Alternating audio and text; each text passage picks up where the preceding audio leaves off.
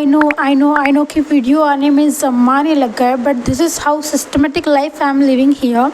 Hello everyone, myself Samiksha and welcome to my channel that is. As you know that I am a student of a BSc Nursing, and today I decided to create this video for new students who are thinking to enter in this profession. जो भी कहूँगी सच के अलावा कुछ नहीं कहूँगी. So before entering in this profession here are few thing you should know before joining this profession, ताकि बाद में तुम्हें शौक ना लगे. So firstly, you have to give an entrance exam, that is CET, for a college where you deal with physics, chemistry, biology and nursing aptitude and English. Okay. So जैसे कि तुम्हें पता चल ही गया होगा कि CET से लेकर कॉलेज के एडमिशन तक कितना हेडेक है.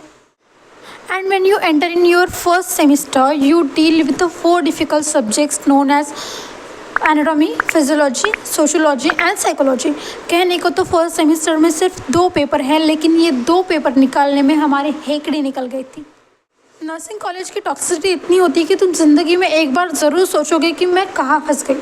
मैं तुम्हें डरा नहीं रही हूँ, मैं बस नर्सिंग कॉलेज की रियलिटी से तुम्हें अवेयर करा रही हूँ.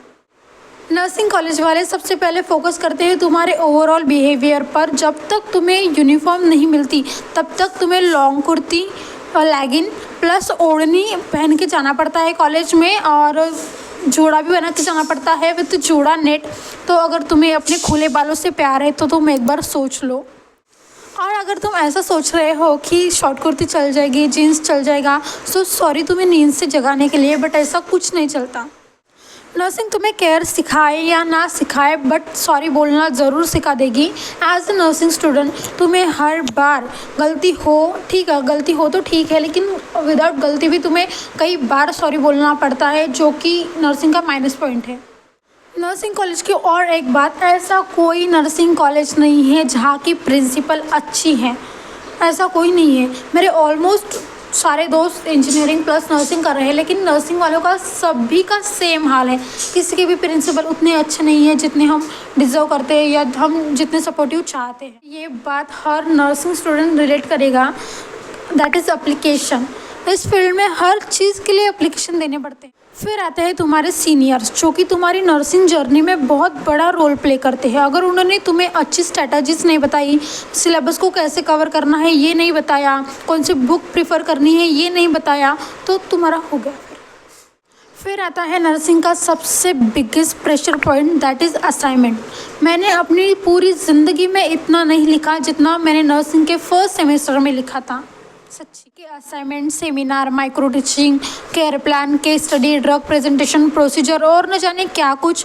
और यहाँ तक ही बात नहीं रुकती, तुम्हें फिर PPT बनानी पड़ती है, तुम्हें स्लाइड तैयार करनी पड़ती है, तुम्हें प्रेजेंटेशन देना पड़ता है, तुम्हें AVETs के चोचले करने पड़ते हैं. तो अगर तुम इतना सह सकते हो तो देख लो.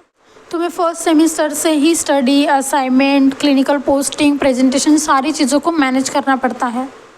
Nursing is not totally bad और wrong profession, but here are few things जो नर्सिंग में चेंज होनी चाहिए. ये कैसा प्रोफेशन है जिसको ऑलमोस्ट नथिंग के नाम से जाना जाता है. कहने को तो नर्सेज हेल्थ केयर की बैकबोन होती है, लेकिन रियलिटी बहुत डिफरेंट है. मतलब हॉस्पिटल में या फिर सोसाइटी में नर्सेज को उतनी रिस्पेक्ट नहीं मिलती जितनी वो डिज़र्व करती है. बात को समझो. हम डॉक्टर के लिए काम नहीं करते, हम डॉक्टर के साथ काम करते हैं for ill patient. Nursing is not just injection और IV लगाना, it's a totally headache job. Record संभालना, मेडिकेशन देना, हिस्ट्री लेना, उन पर कंटिन्यू ऑब्जर्वेशन रखना, एबनॉर्मलिटीज़ को फाइंड करना और न जाने क्या कुछ नर्सेज को संभालना पड़ता है. हर कोई नीट फेलियर नहीं है जो नर्सिंग में आया है. पता है प्रॉब्लम कभी नर्सिंग में नहीं थी. नर्सिंग प्रॉब्लम तब बनी जब स्टूडेंट्स ने उस फील्ड को एज अ ऑप्शन रखा था. अगर तुमने मेरी पुरानी वीडियो देखी है देन यू विल नो कि नर्सिंग मेरे लिए भी एक ऑप्शन ही था. But if the question is am I enjoying और not this profession, then yes, am I madly enjoying this profession. देखो, am I not AIIMS government वाला medical student, I am just a normal medical student in a normal nursing college of Nagpur. But nursing में कुछ चीज़ें common है जो हर nursing college में होती है. सो मैंने सोचा कि मैं तुम्हें एडमिशन से पहले अवेयर कर दूँ, and yes I did it. So and हो चुका है। अगर ये वीडियो कोई नर्सिंग स्टूडेंट देख रहा है तो कमेंट में ज़रूर बताना कि तुमने कौन सी बात को रिलेट करा। एंड